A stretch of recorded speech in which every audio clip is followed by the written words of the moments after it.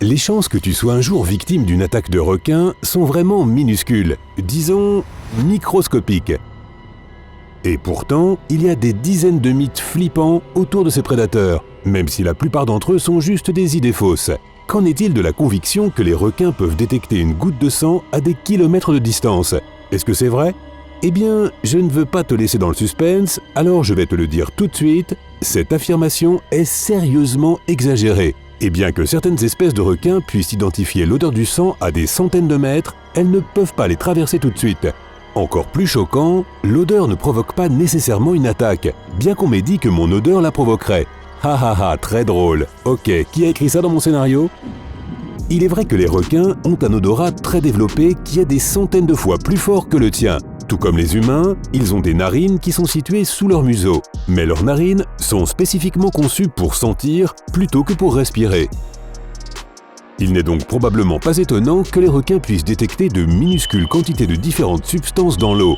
Mais même si certains requins peuvent déchiffrer les odeurs mieux que d'autres, aucun requin ne sera en mesure de sentir ton sang dans l'eau à des kilomètres de distance.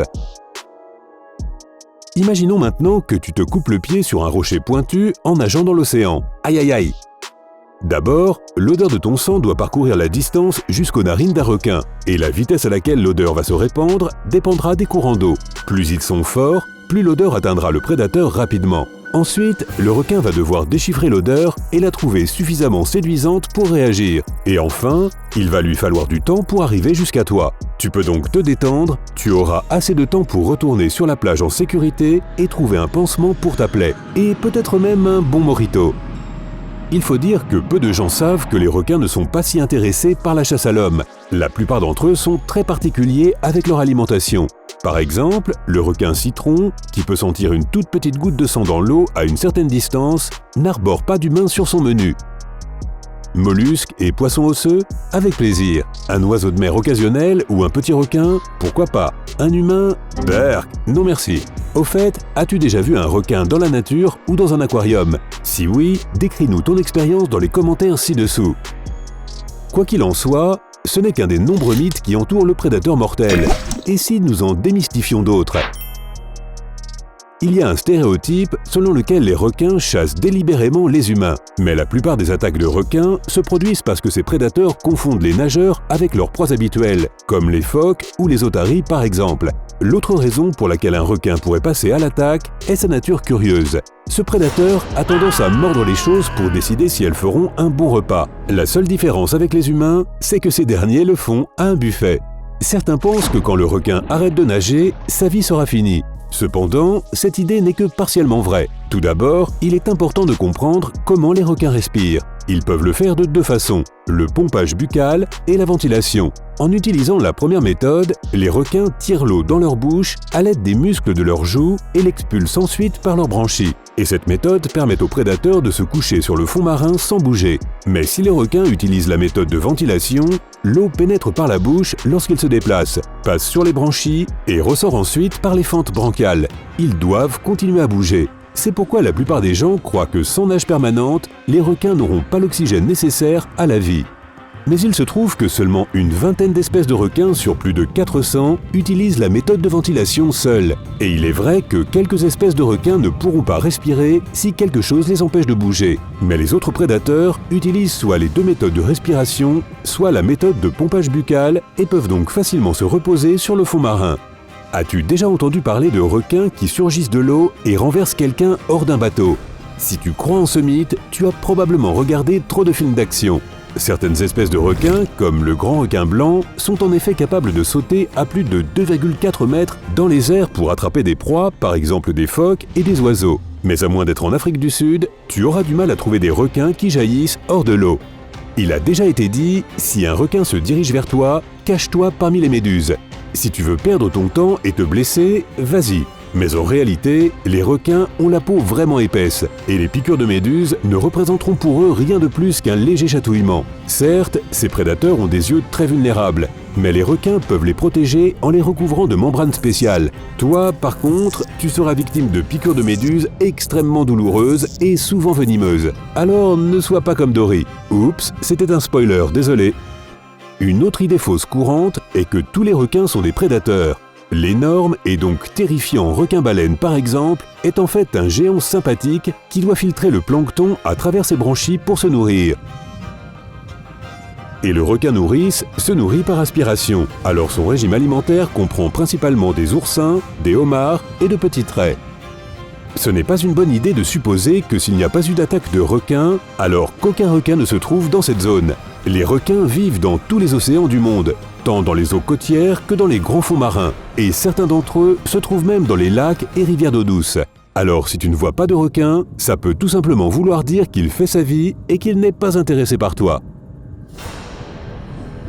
Si je te demande de décrire un requin, tu diras sans aucun doute que c'est un animal énorme en forme de torpille avec plusieurs rangées de dents absolument monstrueuses. Mais en réalité, les requins viennent dans toutes les tailles et formes. Parmi plus de 400 espèces, il y en a de minuscules, comme l'aiguillat commun de 20 cm de long, et des géants impressionnants, comme le requin-baleine de 12 mètres de long. Le requin pèlerin, par exemple, a de minuscules dents qui ne sont même pas en mesure de participer au processus d'alimentation. Et le requin dormeur cornu a plusieurs dents qui ressemblent à des molaires. Le prédateur les utilise pour écraser les proies à carapace dure. Malgré leur réputation de monstres impitoyables, tu peux dévisager un requin ou l'intimider. Si tu es dans l'eau et qu'il n'y a aucun moyen de t'échapper rapidement, commence à crier, à être agressif, à nager vers le requin et à établir un contact visuel. La plupart des victimes d'attaques de requins ont été blessées parce qu'elles n'ont pas vu le prédateur avant qu'il ne se jette sur eux. Mais une fois que tu remarques un requin, la seule chose dont tu dois t'inquiéter est ta réaction. Ne panique pas et essaie de rester calme, ou de montrer au requin l'autre type qui nage là-bas. Il pourrait comprendre l'allusion. Les requins traînent surtout près de la surface. Si tu entends cette affirmation, tu devrais te rappeler que ce n'est rien d'autre qu'une idée fausse. Elle est sûrement basée sur l'image stéréotypée de l'aileron d'un requin qui s'aperçoit de la surface.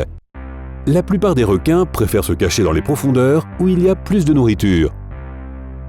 Certains pensent que les requins ne peuvent mordre leur proie que s'ils sont sur le côté, mais ce n'est pas le cas. Les requins peuvent attaquer et mordre sous tous les angles, tout comme moi. Vraiment les gars? À qui dois-je cette super falsification du script? Si tu entends quelqu'un dire que les requins vivent pour des milliers d'années, sache que ça aussi, c'est un mythe. La durée de vie moyenne d'un requin ne dépasse généralement pas 70 ans.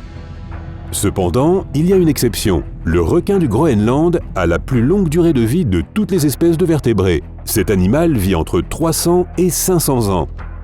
Les scientifiques pensent que les basses températures dans lesquelles vivent les requins du Groenland, ainsi que leur grande taille, fournissent aux animaux un métabolisme extrêmement lent, et cela, à son tour, les fait vieillir plus lentement. Les requins n'ont pas de langue, malgré ce que certains films peuvent montrer. D'autre part, ils ont quelque chose qui ressemble à la langue humaine, mais cet organe est appelé un basillial. C'est la partie avant du cartilage qui va de la poitrine du requin à sa bouche, et cet organe est nécessaire pour soutenir une partie de son squelette. C'est une idée fausse très répandue, merci les scénaristes, que les requins peuvent nager à reculons, par exemple en s'échappant d'un piège.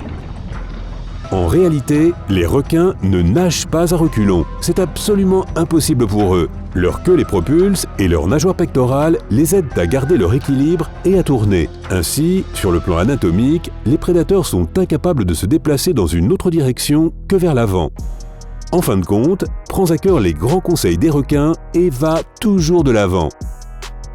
Si tu as appris quelque chose de nouveau aujourd'hui, alors clique sur j'aime sous la vidéo et partage-la avec un ami. Et voici d'autres vidéos que je pense tu vas apprécier. Il suffit de cliquer à gauche ou à droite et de prendre la vie côté sympa.